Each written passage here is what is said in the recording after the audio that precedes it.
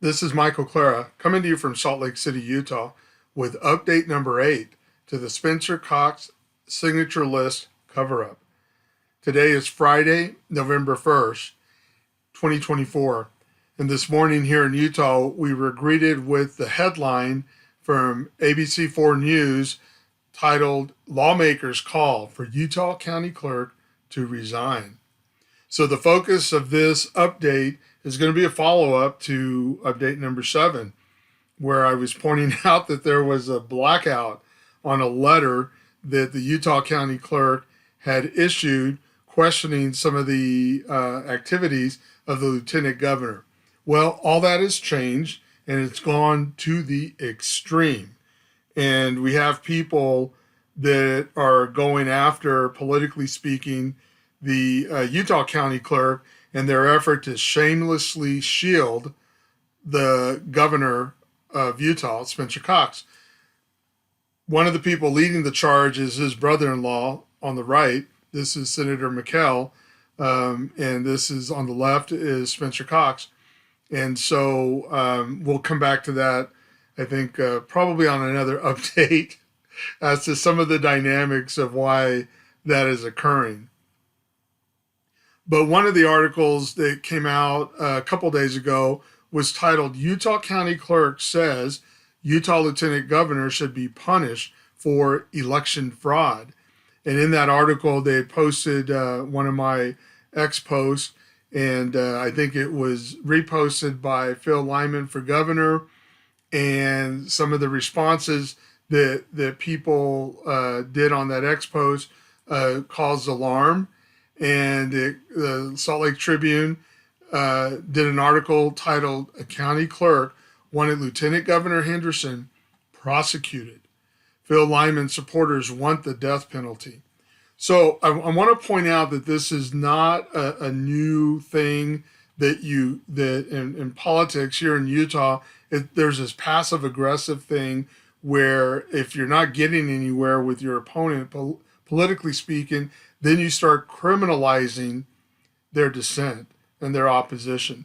And I want to show you 10 years ago when I was on the school board here in Salt Lake City, we all started off real happy. This is the superintendent on the right, and you see me standing there. On the far left is this lady named Christy Sweat. And today she's still on the Salt Lake City School Board, and today she also serves nationally as the president to the National School Boards Association.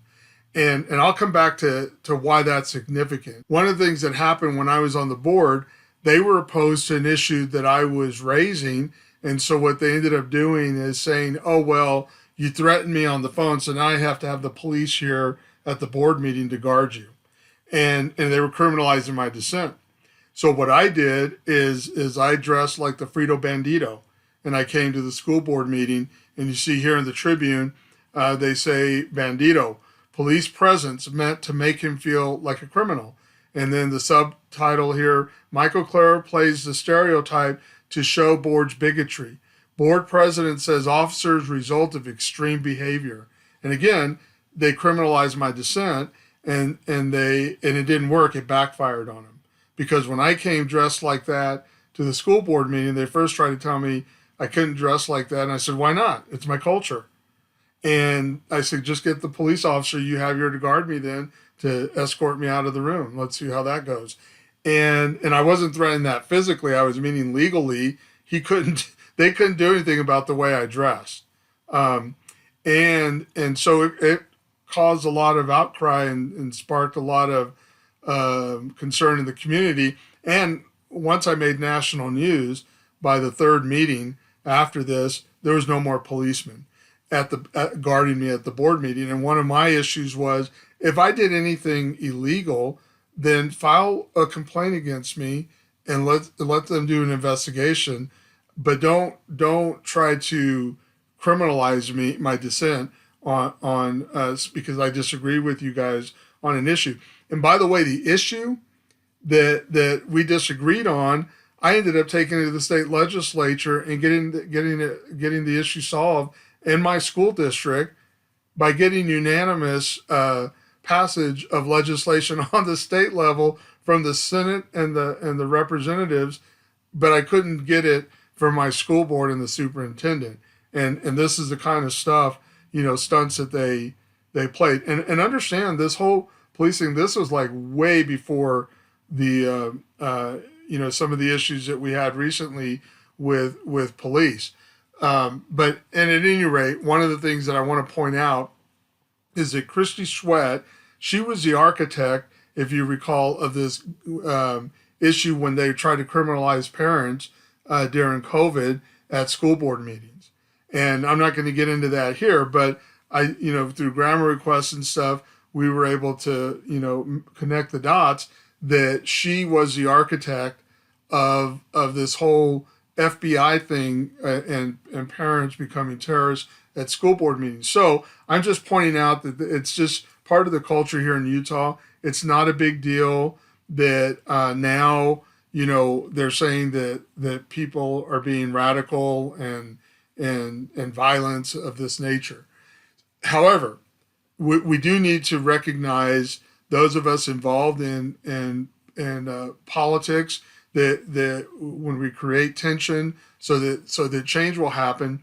In this article, it says a spokesperson for the Utah Department of Public Safety said that the office is aware of these threats. We are staying very vigilant through elections and take all threats seriously. We will continue to monitor the situation and take measures accordingly, the spokesperson said. And what they're talking about is a few months ago or earlier this year on an education issue, and it was with the Granite School District. And this guy here is a superintendent, now actually works for Governor Cox. So I'm just saying that these guys are all steeped in this tactic of criminalizing people that disagree with you. And this is taught by the School Board Association on the national level. It's taught on the local, state level. And here in Utah, the Superintendent Association has a incestuous relationship with the School Board Association, and they're one, which is odd. But at any rate, in one of the grammar requests I did earlier this year on this education issue, they talked about, and it had to do with some postings on Facebook. And this is a letter that the superintendent of Granite School District at the time had written to the board, and he says, safety and security, the Statewide Information and Analysis Center, SIAC, reached out to inform us that they are also monitoring social media comments as a result of the post. There have been concerning comments which have suggested there may be potential disruptions to school campus and extracurricular activity at basketball games. And by the way, that none of this happened. There was no disruption or anything. But my point is, we do have an agency that's an intelligence arm of the Department of Public Safety that does indeed monitor social media. And you can look them up. There's nothing secret about them. I think they're necessary in this day and age. And from what I've heard, they actually have stopped, some violence from occurring in our schools. But I do believe that when the governor or lieutenant governor is threatening this violence thing and making a big issue of it, I think she's blown it out of proportion and just using it as a weapon. However, there is a serious side to it that you can't dismiss it, because we do need to be measured, I believe, in our language. And one of the things that happened here in Utah, there was a Supreme Court case out of Colorado that prompted us to change our laws here in the state of Utah. Most states did this, and it has to do with stalking, or in this case, threatening or attempted assault of an elected official.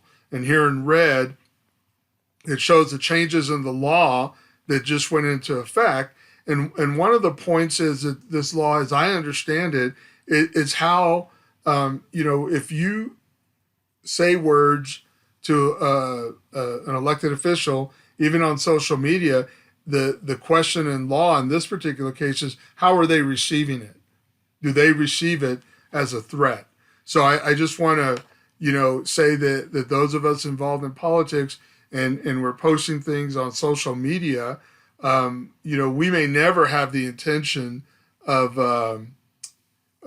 harming an elected official, but it could be perceived that way on social media, and you would have to then go through the legal process to demonstrate that wasn't your intent. So let's move on and go to this came out on KSL radio, and I want to play this for you because we learned some interesting things from this KSL news from a couple days ago. KSL's top story. We're following two big stories about the Utah County Clerk this afternoon. First, he's calling for the Lieutenant Governor to be punished for what he says is election fraud. Let's begin with KSL News Radio's Hugo Ricard-Bell. Hugo? Jeff, Utah County Clerk Aaron Davidson wrote a public letter condemning the Lieutenant Governor over the signature gathering process for the GOP primaries ahead of the election. I think she had the opportunity to be more open and more transparent. So ahead of the primaries, Davis County's clerk verified signatures in the governor's race, and this was because the lieutenant governor herself was on the ballot. Now, this letter has gained traction online, with several people calling for the lieutenant governor to be sentenced to death after the write-in gubernatorial candidate Phil Lyman posted the letter. So there's people out there that just say stupid things, and I have not seen that post. I'm just trying to gain some clarity about the election process. It has to be safe for both sides. Utah County Clerk Aaron Davidson speaking there. The Lieutenant Governor's office has declined to comment at this stage, but Davis County Clerk Brian McKenzie slammed the letter and says he asked Davidson to redact it and issue a written apology. Should be noted, Davidson is the only county clerk in the state who has been vocal on this issue. Hugo Ricard-Bell, KSL News Radio. All right, so did you hear that? So we found out through this radio, through this report from KSL, that Brian McKenzie, who is a clerk in Davis County, responded to the letter that was issued by the clerk in Utah County. And by the way, I'm in Salt Lake County, and so Utah County is just south of me, and this Davis County is just north of me.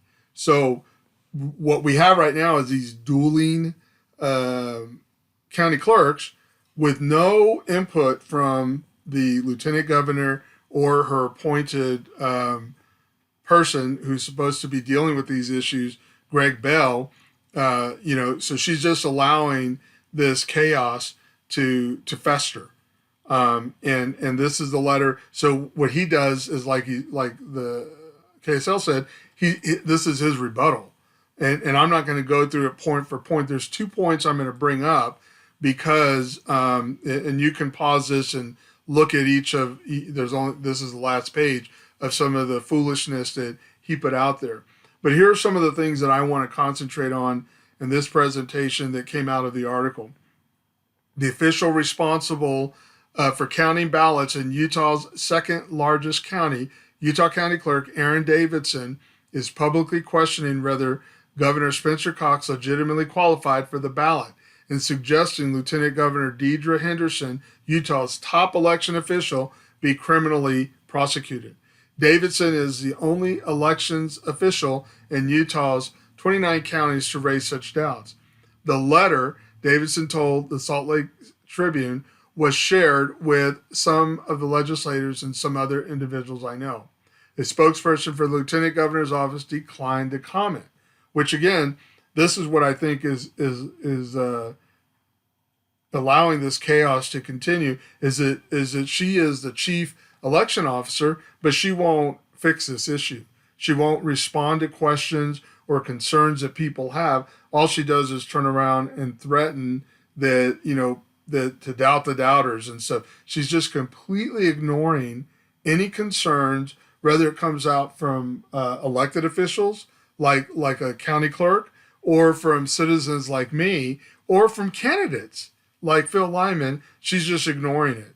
And is just, again, and then they have their surrogates out there that just shamelessly shield them from any kind of scrutiny or requirement to respond to questions. Going on with this article, the letter follows multiple audits of signature verification process that found that packets submitted by candidates, including Cox and Henderson, were largely valid and properly screened. Largely valid, right? Okay. Reviews by the legislative auditor and the Utah state auditor noted that there were some instances in which signatures were erroneously either approved or rejected. And I'm going to cover these two auditors in this presentation, some of their findings. Lastly, in an interview, Davidson said he had recently been working with an attorney and plans to issue a revised version of the letter. I think there are still some issues, but it's not as great as that letter portrays, he said. So he's walking back some of his legal interpretations, which if you watched the previous update that I put, number 7, I didn't even address those legal issues because they did look a little deep for me in terms of my ability to interpret them or to make application of them. But there are two issues of his letter, like he says. I don't know what he's referring to, but when he says that there are some other issues, and I agree that there are. There's two issues I want to cover. I've already covered them before, but I want to bring them up in this context. So one of the issues I want to cover here is the contract.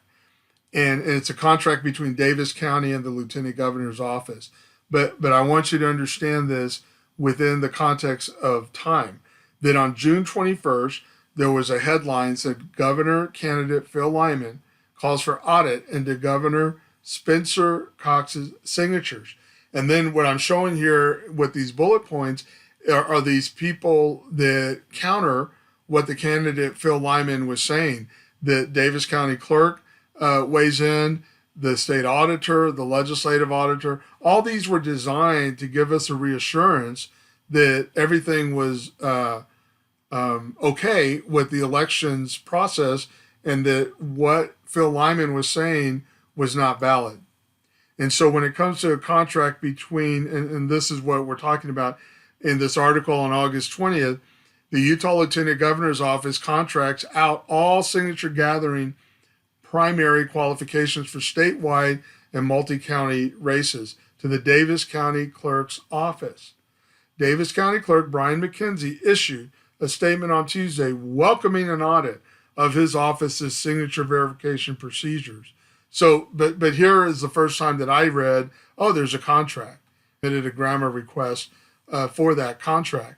Now, the following month on September 3rd, John Dougal, the state auditor, issues his findings on the signature verification process. But the point I want to highlight here is he says that we note that in the case of candidates for federal and statewide offices, the Lieutenant Governor has contracted with Davis County Clerk to perform the signature validation process for petitions. All right. So at the time, as you know, if you're in the public and you're concerned about this process and the questions that Phil Lyman is raising, we're led to believe that there's this contract in place that allows the Davis County Clerk to process all the signature verifications in the state of Utah. Then on October 15th, there's this audit that comes out by the Office of Legislative Auditor General, and they again affirm this issue about the contract, that there is indeed a contract in place, and that's what gives the county clerk in Davis County the authority to do that. Well, you have the county clerk from Utah County, who's just south of me, questioning if there's even a contract. And what he says in his letter that he released a couple weeks ago, the contract that is referred to in the report, referring to the audit between the Lieutenant Governor's office and the Davis County Clerk's office, was not legally in effect when Davis County performed the signature verification. And he explains why. That number one, it was actually signed too late by the Lieutenant Governor's office, and it was missing a signature because it was never reviewed by a state attorney. So if you recall, KSL tells us that Brian McKenzie, the Davis County Clerk, did a rebuttal to the concerns raised by the Utah County Clerk. And so this is what Brian McKenzie says in his letter or his email. False statement number 2. The Lieutenant Governor's office did not have the responsibility of signature verification process to enter into a contract with Davis County. So he's saying that that's what Aaron Davidson from Utah County said, and he's saying that's a false statement. And then the response from McKenzie is, petitions are to be submitted to the election officer and processed by the election officer. The Lieutenant Governor is the election officer for statewide ballots and elections, and as such does have responsibility of signature verification process for the petitions and can enter into a contract with Davis County. So again, we have this dueling county clerks, and we have a lieutenant governor who is not speaking, on no comment. But as I've pointed out in previous updates to this cover-up, then she should get Greg Bell to weigh in on this and settle this dispute between two county clerks. It's ridiculous.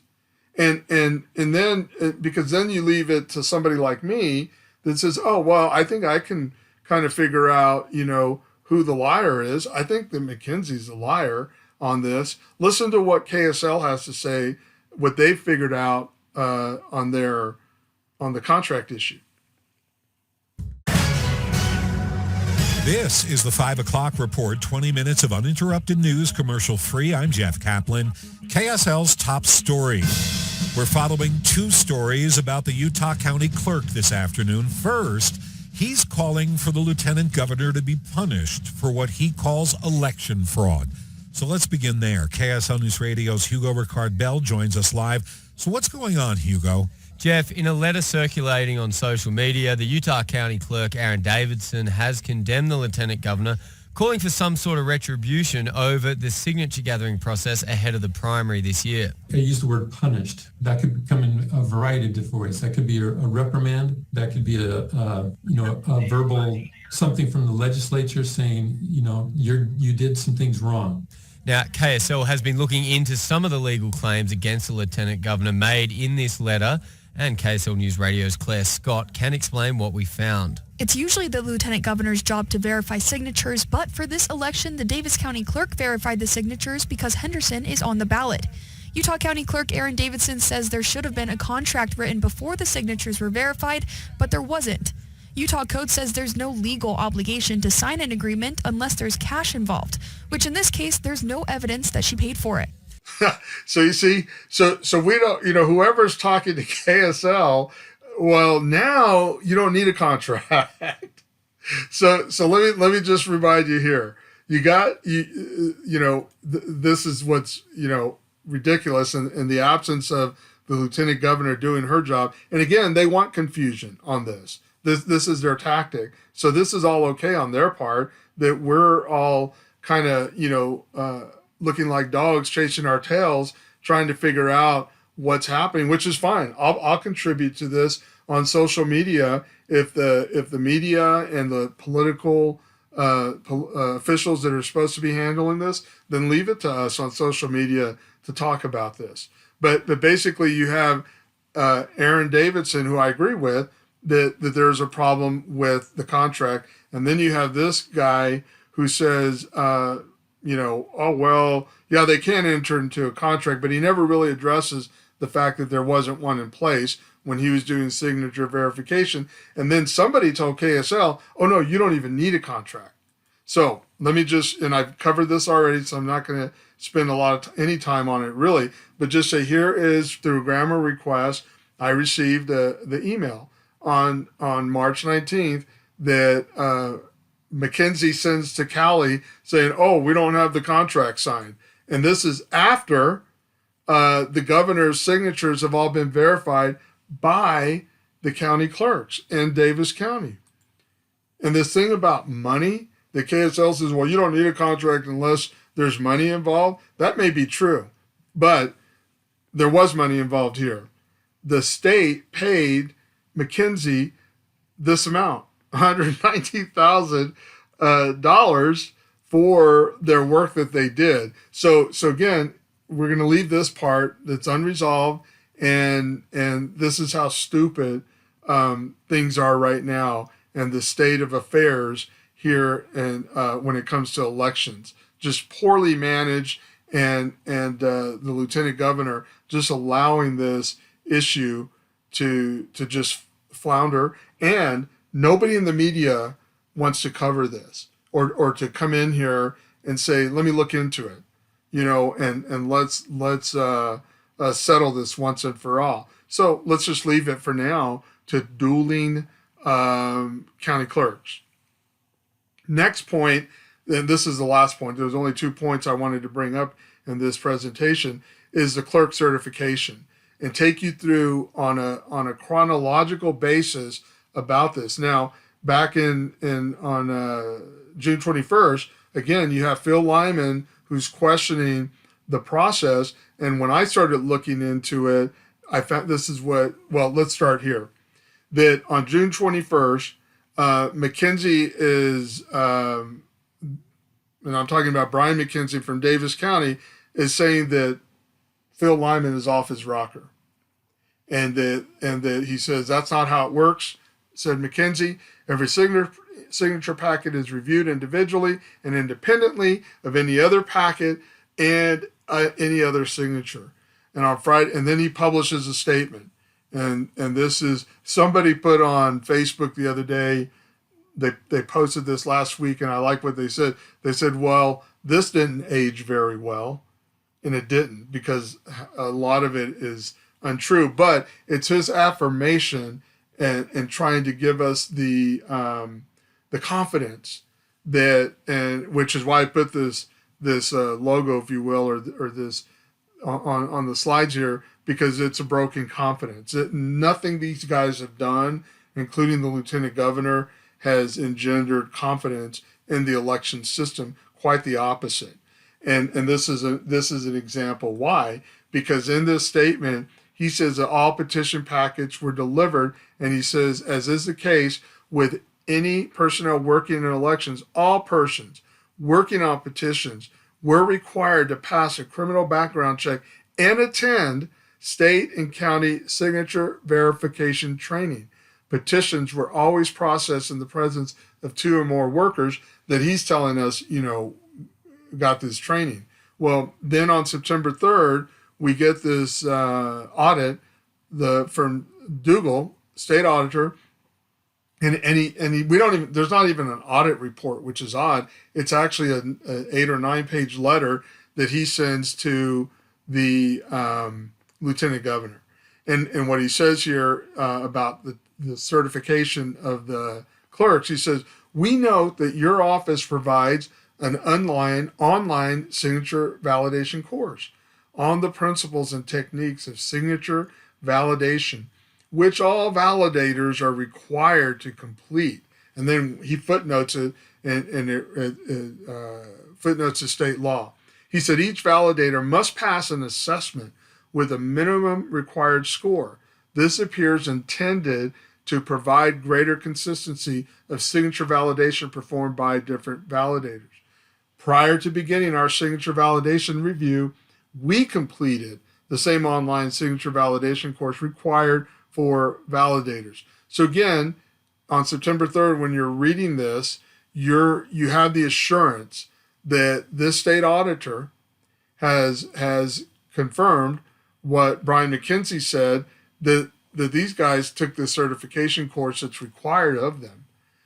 Then we move to the next month, October 15th, where the Lieutenant Governor's office responds, but they're telling the legislators the Office of the Lieutenant Governor has created required signature verification training in consultation with a forensic document examiner that provides insight into the characteristics of signatures. So, so let's listen in, and if you've been following these series, you've heard this already, but it's worth listening to again, what they said about training in this legislative audit literally like 2 weeks ago.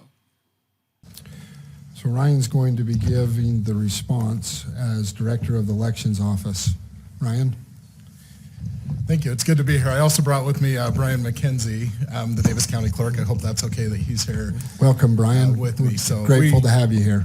We do contract with Davis County to do the signature verification on behalf of the state for all the statewide candidates and multi-county candidates. We just, Lieutenant Governor's Office, as part of the audit that was done 2 years ago on the election system, one of the findings was that we needed to provide better training to the county clerks. And as part of that, we've hired a trainer. We worked with a forensic documents examiner to help establish signature training. All of the signature verifiers took that training as part of it. And I think that's important to know that the Thank you. Maybe a follow-up to that. What kind of training do you give them? I know the auditors have gone through it, but talk a little bit about how you train these signatures. Yeah, so the training that we provide is an online training tool similar to like the cybersecurity or some of the HR trainings that everybody's familiar with. It's computer-based. It gives some different examples, talks through. We worked with a forensics documents examiner, an expert in handwriting, and they identify different things, such as the spacing on a signature. You kind of look at a signature like it's a picture. Rather than just characters, but you can look at the slant, how it's shaped above the line, below the line, those kind of things, the beginning and endings of a signature and those characteristics. And that's a lot of what it goes through. It identifies some different signatures, has you do some tests, to kind of look at it, like do you think the signature matches, those kinds of things as well. So it is a pretty in-depth, and I think it probably takes most people around an hour to complete that training, and we do require that of any election worker that either does a signature review on ballots or in nomination petitions, and they have to do that annually. So once they've completed 1 year, if they go to help us in the municipal election next year, then they would be required to retake that. That's also required of any county clerk or their staff that participates in any of those processes. All right, so that's the timeline, and then we get up now to the letter that Davidson from Utah County, he says that he knows through grammar request they don't have the certification. The Davis County clerks that did the signature verification did not have the certification. So everything that you just heard were all lies. This assurance of giving the public that these guys had this certification, they didn't. And I'm going to skip what KSL was saying about it, but let's go to McKenzie's. He says it's a false statement that Davis County staff had not fully completed all required training. That's what Davidson from Utah County Clerk said. This guy, McKenzie from Davis County, is saying that's a lie. It's false, that it's false. He says this statement references training certifications that were released as a result of a grandma records request and published on social media by the requester. He's referring to me. These certifications include the names of each individual that worked on the verification of candidate petition packets for Davis County.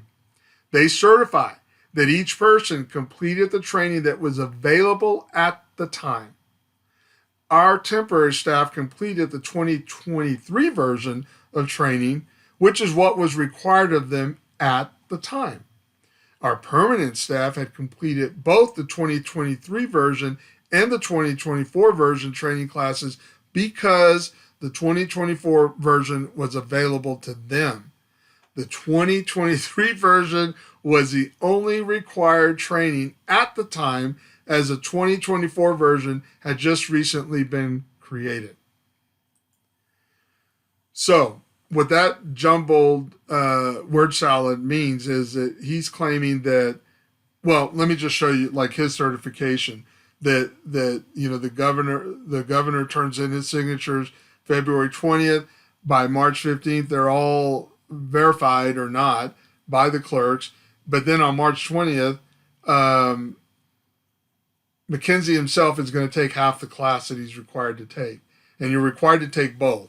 As you heard them talk about it in it's annual. So if you took 2023 last year, you're still required to take it this year. But he didn't. And then he says he took the 2024. So I met with him on October 10th, and we went over all this. And I asked him, I said, why then if this is the case, and by the way, what he wrote is consistent with what he told me. I just didn't know how to repeat it because it sounded so dumb. And then he wrote it, in that email. That's consistent to what he told me. And I thought, well, nobody's going to believe me when I tell them that he's trying to claim this and that. Well, anyways, I asked him, I said, look, when last month, because, this is October, this is October, I'm meeting with him.